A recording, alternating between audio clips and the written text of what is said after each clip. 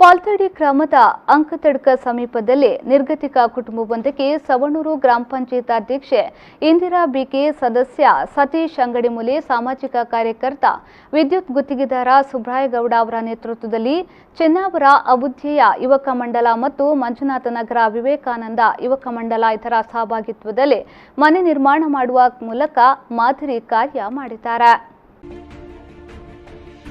ಈ ಎರಡು ಯುವಕ ಮಂಡಲದ ಸದಸ್ಯರು ಲಾಕ್ಡೌನ್ ಅವಧಿಯನ್ನ ನಿರಂತರವಾಗಿ ಶ್ರಮದಾನ ನಡೆಸುವ ಮೂಲಕ ಅಸಹಾಯಕ ಕುಟುಂಬವೊಂದಕ್ಕೆ ಆಸರೆಯಾಗಿ ಸುಮಾರು 2.5 ಲಕ್ಷ ರೂಪಾಯಿ ವೆಚ್ಚದಲ್ಲಿ ಮನೆಯೊಂದನ್ನು ನಿರ್ಮಿಸಿ ಹಸ್ತಾಂತರಿಸಲು ಸಿದ್ಧತೆ ನಡೆಸಿದ್ದಾರೆ.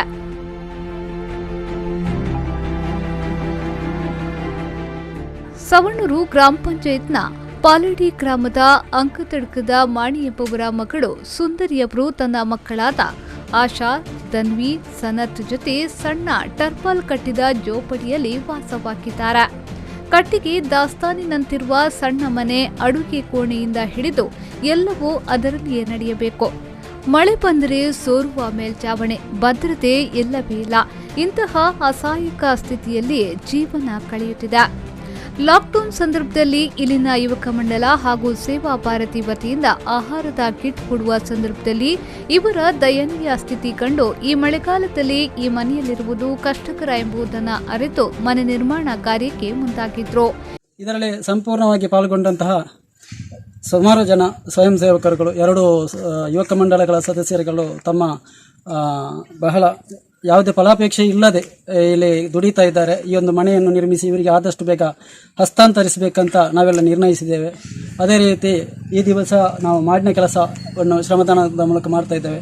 ಅದೇ ರೀತಿ ಇನ್ನು ಹೊರಗಿನ ಕಡೆಯಲ್ಲಿ ತಟ್ಟೆಲಾಗಬೇಕು, ಆ ಕೆಲಸ ಕೂಡ ಈ ಸಂದರ್ಭದಲ್ಲಿ ಮಾಡ್ತಾ ಇದ್ದೇವೆ. ಹಾಗೆ ಗ್ರಾಮ ಪಂಚಾಯತಿಯ ಅಧ್ಯಕ್ಷರು ಮತ್ತು ಸುಬ್ರಾಯ ಅವರು ಎಲೆಕ್ಟ್ರಿಷಿಯನ್ ಕೆಲಸ ಮಾಡ್ತಿದ್ದಾರೆ. ಅವರು ಕೇಳಿದರು, ನೀವು ಈ ಮನೆಯಲ್ಲಿ ಈ ಸಲ ನಿಲ್ಬಹುದಾ ಅಂತೇಳಿ. ನಾನು ಹೇಳಿದೆ, ನಮಗೆ 3 ಮಕ್ಕಳನ್ನು ಹಿಡ್ಕೊಂಡು ನಿಲ್ಲಕ್ಕೆ ಆಗೋದಿಲ್ಲ ಅಂತೇಳಿ. ಅವರ ಎಲ್ಲ ಸಹಕಾರದಿಂದ ನಾವು ಈ ಒಂದು ಮನೆಯನ್ನು ನಾವು ಮಾಡಿಕೊಡ್ತೇವೆ ಅಂತೇಳಿ ಹೇಳಿದರು. ಆಯ್ತಾಯ್ತಾ, ನಾನು ಒಪ್ಪಿಕೊಂಡೆ. ಇವರ ಮನೆಯ ದಾಖಲೆ ಪತ್ರಗಳು ಸರಿ ಇಲ್ಲದ ಕಾರಣ ಸರ್ಕಾರದ ನಿವೇಶನವೂ ದೊರಕಿರಲಿಲ್ಲ.